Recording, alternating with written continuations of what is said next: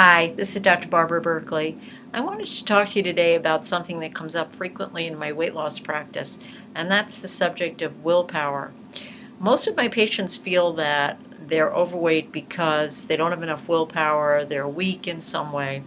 And one of the things that I like to remind them of is the fact that with about 70% of the United States being overweight, we can assume that not everyone in that 70% is weak.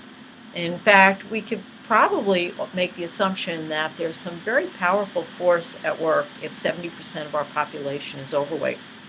So, what I believe is that food, and particularly the foods that trigger us, which are mainly the foods that are made from starches and sugars, that these foods are extremely powerful, that they actually have a drug-like effect.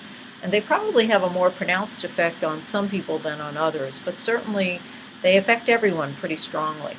So what I like people to think about is imagine you were getting into a boxing ring with an opponent, and that's you against food, you against the food environment.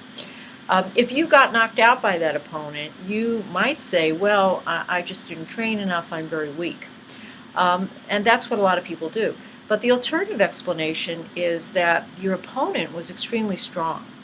And I see it that way. I think that modern foods, the foods that we've put into the food supply, are like the Muhammad Ali of foods. They are extremely overpowering. So your best bet is not to get into the ring with Muhammad Ali.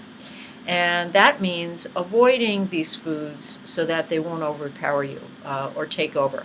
And the ways to do that include not bringing these foods into your home, not assuming you'll be able to control them, staying physically away from them if you're at a party or a buffet, asking that certain foods be removed from the table. For example, if you go to a restaurant and they bring the bread, ask the waiter to take that back. And various techniques that actually take you out of confrontation with food. So remember, you're not necessarily weak. You may just be up against a very strong opponent, and your best bet is to remember not to get into the ring with Muhammad Ali. See you later.